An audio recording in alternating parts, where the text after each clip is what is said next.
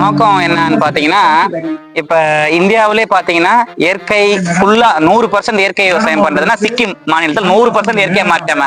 ஏன்னா அங்க முதலமைச்சர் நல்லா இருக்காங்க, நல்ல 100% மாற்றம். இங்க தெரியல என்னன்னு. அது மாறிச்சுன்னா தமிழ்நாடு 100% இயற்கை விவசாயம் மாறிடுவாங்க. வாய்ப்பில்லை ராஜா. எல்லாருமே நோய் இல்லாம வாழுவாங்க. யாருமே ஹாஸ்பிட்டல் தேவைன்னு போக மாட்டாங்க. அதனால அதை நோக்கி நான் பயணம் பண்ணிட்டு இருக்கேன். அதுக்கப்புறமா ஒரு 40 வெரைட்டி காய்கறிகள் இந்தியாவில இருந்து எடுத்து மரபணு மாற்றப்படாத நாட்டு காய்கறி விதைகள் கொடுத்துட்டு இருக்கேன். இது எல்லாமே சத்துக்கள் நிறைந்தது. இப்ப எல்லாருமே இது மறந்துட்டாங்க, அழிஞ்சிருச்சு. இந்த பேர் அழிஞ்சிருச்சு. முன்னோர்கள் இருந்து நம்ம கடத்துறதுல விவசாயம் பண்றாங்க. விவசாயினாலே வயசானவங்க தான் பார்க்கணும், படிச்சவங்க விவசாயம் பண்ணக்கூடாதுன்னு ஒரு மனநிலை இருக்குது. அது மாத்தணும். படிச்சவங்களும் விவசாயத்துக்கு வரணும். இப்ப இருக்கிற இளைஞர்களும் விவசாயத்துக்கு வரணும். நம்ம பேரம்பேத்திகளும் விவசாயமே மறந்துடும், தெரியாது அவங்களுக்கு. ஒரு ஆள் வச்சு பண்ணுவாங்க, கொத்துவாங்க, அவ்வளவுதான். ஆனா அது எப்படி ஒரு கத்திரிக்காய் செடி வருது, எப்படி ஒரு கொத்தவரங்காய் செடி வருது அப்படின்னு அவங்களுக்கு தெரியறது இல்லை. அதுதான் அதை நோக்கம். அதை எடுத்துட்டு போகணும் அடுத்த தலைமுறைக்காக நான் பண்றோம். இன்னொரு விஷயம் என்னன்னா, இப்ப கடையில மார்க்கெட்ல எல்லா காய்கறியுமே கிடைக்குது. பாவக்காய், கத்திரிக்காய், தக்காளி, வெண்டைக்காய், அது மாதிரி எல்லாமே மார்க்கெட்ல கிடைக்குது. பட் அது எல்லாமே ஒழுங்கான பொருளா? நம்ம தட்டுக்கு ஒரு சாப்பாடு வருதுன்னா அது கேளுங்க. நீங்க காசு கொடுத்தானே வாங்குறீங்க, போய் கேளுங்க. இது நல்ல பொருளா? இது எங்கிருந்து வருது? இது ஹைபிரிட்டா, நாட்டுக்காயா? இதுல எவ்வளவு சக்தி இருக்கு? இது நம்ம உடம்புக்கு எவ்வளவு ஆரோக்கியமா இருக்கு அப்படின்னு கடையில கேட்டாதான் சொல்லுவாங்க. போறோம், வரோம், கட் பண்றோம், சாப்பிடுறோம், போறோம், ஹாஸ்பிட்டல் போய் படுத்துக்கிறோம். அது இல்ல. அதுல என்ன சக்தி இருக்கு, அதை பத்தி ரிசர்ச் பண்ணுங்க, படிங்க. அப்பதான் நம்ம அடுத்த தலைமுறை மருத்துவமனைக்கு போகாம நம்ம ஒரு ஆரோக்கியமான சமுதாயத்தை உருவாக்க முடியும். இப்ப அழிஞ்சிருச்சுன்னு சொன்னீங்களா, எதனால அழிஞ்சு போச்சு? எதனால அழிஞ்சு போச்சுன்னு தெரியும்? தெரியும், அதெல்லாம் தெரியும். அதை பத்தி கொஞ்சம் சொல்லுங்க. எதனால அழிஞ்சு போச்சுன்னா, இப்ப அமெரிக்கால உரம் ரெடி பண்றாங்கப்பா. இந்த உப்பு மண்ணில் போறாங்களா, உப்பு உங்களுக்கு சொல்லி, அது உப்பு. அது கொஞ்ச நாள் வரும் வரும் வரும் வந்துட்டே இருக்கும். ஒரு 30 வருஷம் 40 வருஷம் ஆச்சுன்னா அவ்வளவுதான், மண்ணு கெட்டுரும். அதுல எதுவுமே முளைக்காது. நாம அதுக்கு மாற என்ன பண்ணணும்னா, மாட்டு சாணம், ஆட்டு சாணம், இலத்தலைகள்லாம் போட்டு மண்ணை வளப்படுத்திட்டோம்னா அது விளைஞ்சிட்டே இருக்கும். நமக்கு தேவையானது வீட்டுக்கு எடுத்துன்னு போயிட்டோம்னா போதும். தேவையில்லாத மாட்டுக்கு போடுறோம், மாடு கழிவா போடுது. அது ஒரு உணவு சுழற்சியா இருக்கும். உணவு சங்கிலி இருக்குல்ல, அது ஒரு சுழற்சியா தான் இருந்தது 50 வருஷத்துக்கு முன்னாடி. பசுமை புரட்சி அது இதுன்னு கார்பரேட் கம்பெனிக்காரன் சம்பாதிக்கணும், அவங்க நல்லா இருக்கணும். விவசாயம் சாவரம் தற்கொலை பண்ணிக்கிறியா? அவங்க நல்லா இருக்காங்க, விவசாயிங்க நல்லா இல்லை. இன்னைக்கு அது நல்ல அரசா மாறணும். சிக்கிம் மாதிரி தமிழ்நாடு 100% இயற்கை விவசாயமா மாறுது என்னோட நோக்கம். சரி, இது எங்க இருந்தா நீங்க சேகரிச்சிருக்கீங்க இந்த மாதிரி விதை இல்லாம? அதெல்லாம் நீங்களே சொந்தமா நீங்க வச்சிருக்கதா, இல்ல இங்க இருந்து நீங்க போயிட்டு தேடி எங்கேயாச்சும் இருக்காங்க அப்படின்றத நீங்க போயிட்டு? எனக்கு இதை பத்தின தேடல் இருந்துச்சு. நானும் பி மெக்கானிக் உங்களை மாதிரி தான் இருந்தேன். நானும் சுத்திட்டு பி மெக்கானிக்கல் படிச்சுட்டு ஒர்க் பண்ணிட்டு இருந்தேன். ஒர்க் எனக்கு அவ்வளவு பிடிக்கலன்றதுனால நம்ம சொந்தமாவே ஒரு 2 ஏக்கர் நிலம் இருந்துச்சு. நம்ம தாத்தா பாட்டி எல்லாம் பண்ணிட்டு இருந்தாங்க. அவங்களுக்கு தெரியல, அவங்க கிட்ட அவ்வளவு காசு இல்ல உரம் போடுற அளவுக்கு. கொஞ்சம் இயற்கையா விட்டுட்டு போயிட்டு இருந்தாங்க. நான் இப்போ ஒரு 3-4 வருஷமா எடுத்து நானே பண்ணிட்டு இருக்கேன். இந்த விதைகள் எல்லாமே இந்தியா ஃபுல்லாவே நம்ம கான்ட்ராக்ட் இருக்கு. நம்ம விதை திருவிழா நடத்துறோம் இந்தியா ஃபுல்லாவே. இது 78வது விதை திருவிழா இங்க இருந்து. உங்களோடது? ஆமா, 78 இது மாதிரி ஸ்டால் பண்ணிருக்கேன். அவங்க டீம் இருக்காங்கல்ல. இப்ப நீங்க பண்றீங்க இயற்கை விவசாயம், உங்ககிட்ட என்ன விதை கிடைக்குதோ நான் வாங்கிக்கிறேன். என்கிட்ட நான் என்ன விதை கிடைக்கிறோம் நான் கொடுத்துட்றேன். ஒரு விதை பகிர்வுமா நாங்க மாத்திக்கிறோம். அதனால நாங்க விதைகள் ரொட்டேஷன்லயே இருக்குது. இது அழியாம வச்சுக்கிறதுக்கு என்ன மாதிரி? இது அழியாம வச்சுக்கிறதுக்கு என் ஊர்ல நான் விதை பகிர்வு மாதிரி நடத்துறேன். மாசத்துக்கு ஒரு விதை பகிர்வுனா ஃப்ரீயா கொடுப்பேன். ஊருனா நான் யார் தெரியுமா? கிருஷ்ணகிரி மாவட்டம் மத்தூர் பக்கம் நாகம்பட்டி கிராமத்துல ஒரு சின்ன கிராமத்துல ஒரு 2 ஏக்கர் எல்லாம் இயற்கை விவசாயம் பண்ணிட்டு ஒரு சின்ன விவசாயி. நம்ம தோட்டத்துல பாத்தீங்கன்னா தக்காளி இருக்கும், கத்திரிக்காய் இருக்கும், வெண்டைக்காய் இருக்கும், பீக்கங்காய் இருக்கும், எல்லாமே கலந்துருக்கும். ஒரு 250 வெரைட்டி மூலிகை கீரை எல்லாம் வந்துட்டே இருக்கு. இது நாங்க இப்ப படிக்கிறது எல்லாமே ஒவ்வொரு காலத்தை பொறுத்தான், ஒவ்வொரு நேரத்துக்கு தான் வரும். நீங்க எல்லாமே சொல்றது ஒரே நேரத்துல போராட்டு இது எல்லாமே அதுக்கு ஏத்தாப்புல ஒத்து வருதா? இல்ல, எல்லாத்துக்குமே பட்டம் ஒண்ணு இருக்கு. அப்ப இருந்துச்சு, அப்ப மலையெல்லாம் நிறைய இருந்துச்சு. இப்ப மலையை காணும், செடியை காணும், மலையை காணும், கல்குவாரை பண்ணி இது பண்ணிட்டாங்க. எதுவுமே காணுமே. இது எப்படி மழை பெய்யும்? பருவமழை போயிடுச்சு. அப்பெல்லாம் பருவமழை கரெக்டா பெஞ்சிருச்சு. இப்ப நான் என்ன பண்றேன்னா, என் தோட்டம் ஒரு உயிர் சூழல் நிறைஞ்ச இடமா மாத்திட்டேன். வெயில் இருக்கும், நிழல் இருக்கும், இயற்கை உணவு காடு மாதிரி ரெடி பண்ணிட்டு இருக்கேன்.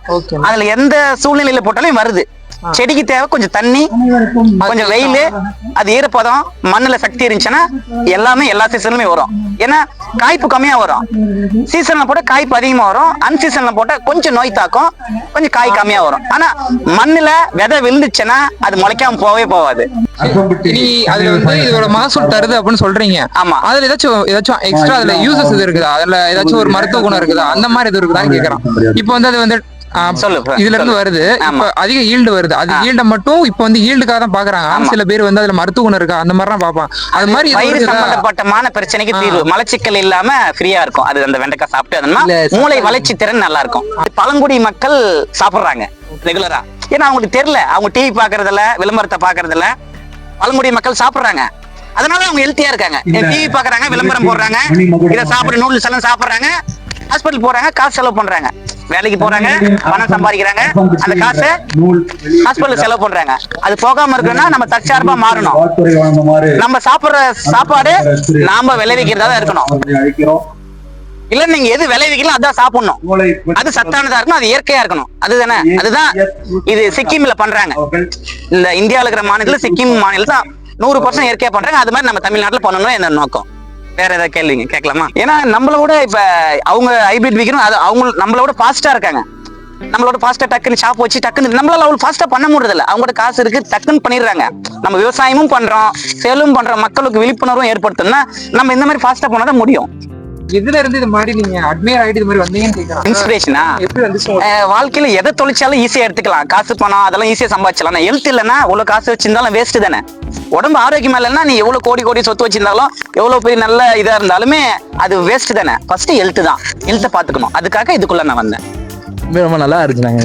நீங்க இப்ப என்னன்னா வந்து நீங்க பேசாம தெரியுது உங்களுக்கு இந்த ஆர்கானிக் ஃபேமிலி எவ்வளவு இன்ஃபுளுன்ஸ் இருக்குன்னு தெரியுது. ஏன்னா வந்து எல்லாருமே நாம ஃபார்மிங் வந்து பண்ற சீட் ப்ரொடக்ஷன் பண்ணி நிறைய ஹைபிரிட்ல வந்துருச்சு. ஆர்கானிக் பண்ற இவ்வளவு நல்லது இருக்கு அப்படின்னு சொல்றீங்க. ஆமா, நீங்களே உங்க 2 ஏக்கர்லயே வந்து போட்டு விதை வைக்கிறீங்க. அது மட்டும் நீங்க வந்து கிராமத்தை விதை மாதிரி பரிமாணம் பண்றது சொல்றீங்க, அது வந்து ஷேர் பண்றேன்னு சொல்றீங்க. அப்படிங்கிறப்ப இன்னும் பெருசா மாறும். அப்படிங்கிறப்ப ரொம்ப நல்லா இருந்துச்சு உங்களுக்கு பேசுனது. சரி, இவரு நல்லா தெரிஞ்சுக்கிட்டோம். நன்றி. நாங்க சரி நம்ம எல்லாம் ஒரு போட்டோ எடுத்துக்கலாமா? அப்படி உள்ள வாங்க, ஒரு போட்டோ எடுத்துக்கலாம். இப்போ நம்ம தென்னையன் கல்ச்சர் நம்மள இப்போ வந்து இங்க ஒரு டீம் வந்து இருக்காங்க, அவங்கள்ட்ட நம்ம பேசுவோம். இப்போ சார் நாங்கள் கல்பரிச்சை ப்ரோக்ராமில் பண்ணிட்டு இருக்கோம். நாங்கள் கிட்டத்தட்ட வந்துட்டு 10 இயர்ஸாக பண்ணிட்டு இருக்கோம். இதில் பார்த்தீங்கன்னா பூச்சி, பெஸ்ட் அண்ட் டிசீஸ் எல்லாமே வந்து ஃபார்மர்ஸ் நேரடியாக லைவாக போய் பார்த்து சொல்லிட்டு இருக்கோம். நாங்கள் இதான் சார் எங்களோட ப்ரோக்ராம் எல்லாமே வந்து பாருங்க. நீங்கள் எவ்வளோ தூரம் நாங்கள் ரீச் ஆகிருக்கோம். ஃபார்மர்ஸ் லிஸ்ட் இருக்கு. இது வந்துட்டு வண்டு வகை காண்டாமர் கொண்டு வந்தாங்க, ரைனோசரஸ் பீட்டில்னு வாங்கி. இது வந்து சின்ன இளஞ்செடிகளை வந்துட்டு கொடுத்து ஒரு 6 மாசத்துலேருந்து அது கொடுத்து வருதான், எங்க கொடுத்து வருதான் அந்த குருத்துகள் அடிக்க வந்து இந்த குருத்து பகுதியில் அடிக்க வந்துட்டு, இந்த குருத்து பகுதியில் தான் அடிக்க வந்துட்டு. மற்ற எதுவுமே சாப்பிடாது, இந்த குருத்தை மட்டும் தான் அது அடிக்க வந்துட்டு. அது அடிக்காம இருக்கிறது பார்த்தீங்கன்னா ட்ராப் வைக்கலாம். நீங்க எல்லாம் மோனோ ஸ்ப்ரே பண்ணலாம். நீங்க வந்து வளர்ந்து குப்பையில நீங்களே தான் வளர்க்குறீங்க, வேற யாரும் வளர்க்க போறதில்ல. உங்க தோட்டத்திலே குப்பையில நீங்க போற ஏறுக்குழிகள் அதுல இருந்து வரதான் அந்த புழு. இதுல இருந்து வந்துட்டு இந்த வண்டாக இது போய் என்ன பண்ணுவோம், மறுபடியும் முட்டை எக்லை பண்ணுச்சுன்னா 90 நாள் அடல்ட் ஆகி வந்து மரத்தணும். ஆமா ஆமா, சுத்தி நடந்துட்டே இருக்கும்.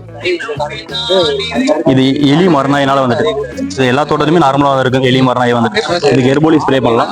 அப்படி இல்லைங்களா வந்துட்டு ட்ராப் வச்சு இது பண்ணலாம். நீங்க ஆமா, இந்த ரைனோசரஸ்க்கு என்ன ட்ராப் யூஸ் பண்ணலாம்? ப்ரோமோ ட்ராப் யூஸ் பண்ணலாம். நீங்க இதுல லூர் வரும், இதுல 2 வகையான லூர் எல்லாமே இருக்கும். இது வந்து ஒண்ணு வந்து தண்ணி ஒரு பாதி லெவல் தண்ணி ஊத்தி வந்து என்ன வெளியே வராத அளவுக்கு தண்ணி ஊத்தி அது வந்துட்டு உள்ளார இருக்கும். இதான் லூர். இது இந்த டேப்லெட் வந்து இங்க வைக்கணும், உள்ளார வச்சுட்டு இது வந்து பாய்சன் இது வந்து கொட்டி விட்டோம்னா இந்த வண்டு எல்லாமே செத்துரும், வந்துட்டு ஸ்கில் ஆயிரும். வந்து வச்சு இருக்கிறதுக்காக ஒண்ணு வந்து கில் பண்றதுக்காக கொள்றதுக்காக வந்து ஒண்ணு வச்சா ஒண்ணு வச்சா அதிகமா வச்சீங்கன்னா கவரக்கூடிய ஏரியா வந்து அதிகமாயிரும். எல்லாமே வந்து உள்ள வந்துடும். ஆமா ஆமா, இல்ல வரும் பக்கத்தோட்டது எல்லாமே உள்ள வந்துடும். இது வந்துட்டு வெள்ளை தான் மேஜர் வந்துட்டு கீழே தான் இருக்கும். இதோட தாக்கம் பார்த்தீங்கன்னா இந்த ஓலையில வந்து கருப்பா வரும். ஒளிச்சேர்க்கை போட்டோசிந்தசிஸ் வந்துட்டு தடைபெறும். வந்துட்டு தடை பண்ணிச்சுன்னா ஈல்டு வந்து குறைய வந்துட்டு, விளைச்சல் வந்து குறைய வந்துட்டு வேற இருக்கும். நாங்க வந்து நேரடியா வந்து நாங்க வந்துட்டு ஃபீல்ட் சர்வீஸ் பண்ணி கொடுக்குறோம். நாங்க நீங்க வந்து ஃபீல்ட்ல இந்த மாதிரி இருக்கு அப்படி சொன்னா நேரடியாக பார்த்துட்டு நாங்கள் நேரடியாக வந்து பார்த்து பண்ணி கொடுப்போம். எங்களோட ப்ரோக்ராமே அதான், எங்களுக்கு கல்பரிச்சைன்ற ப்ரோக்ராம் நாங்கள் நேரடியாக லைவாக பார்த்துட்டு ஃபார்மர்ஸ்க்கு ஹெல்ப் பண்ணக்கூடிய வேலை தான் நாங்கள் பண்ணிட்டு இருக்கோம். நாங்கள் எல்லா ஏரியாவிலும் எஃப்எஸ்சி இருக்காங்க, எந்த ஏரியாவிலையும் கால் பண்ண வந்து பார்ப்போம். ரொம்ப நல்லா இருந்துச்சு. ஏன்னா கல்பரிச்சை கேள்விப்பட்டிருக்கேன், ஆனா ப்ரோக்ராம் இருக்கு இந்த மாதிரி நேரம் வந்து பண்றீங்க இப்ப நான் தெரிஞ்சுக்கிட்டேன். நீங்க பேஸ்ல எடுத்து பண்றாங்க. இப்போ டிஃபரன்ஸான நியூட்ரியன்ஸ் அப்புறம் ட்ராப்ஸ் இதை பத்தி நான் தெரிஞ்சுக்கிட்டோம். ரொம்ப நன்றி. நல்லா இருந்துச்சு. இந்த நிகழ்ச்சி வந்தது எனக்கு என்ன பெருமைன்னு பார்த்தீங்கன்னா, அண்ணன் நக்கீரர் இருக்கிறாரு. அவர் கூட வந்து ஒரு ஃபோட்டோ எடுத்துட்டுனா போதும். பின்னாடி அப்படியே திருப்பி காட்டுங்க. வந்துட்டா முதல் பெடிஷன் தமிழ்நாட்டில இருந்து இந்த விவசாய சங்கம் சார்பாக எல்லாரும் ஒருங்கிணைந்து தென்னை நார் தேங்காய் நாருக்காக அவர்கிட்ட போய் பெடிஷன் கொடுக்கணும். அதுக்கு என்ன ஏற்பாடோ நான் பின்னாடி இருந்து செய்கிறேன். எனக்கு அந்த வேலையை நான் பார்த்துக்கிறேன். அப்படியே நீங்கள் ஓவியத்திலையும் சரி ஒரு மரம் தன்னை அர்ப்பணித்து அதுக்கு முழுமையாக தன்னை ஒரு மரம் அர்ப்பணிச்சுக்குதுன்னா அது தென்னை தான். அதாவது முழுமையாக எதுவுமே உங்களுக்கு அது என்ன இது தேவையில்லைன்னு போட தேவையில்லை. அதை விட முக்கியம் இப்போ எங்கேயாவது தோட்டம் வச்சு மரம் இறக்குறோம். ஒரு ஃபோட்டோ எடுத்துட்டுனா போதும்.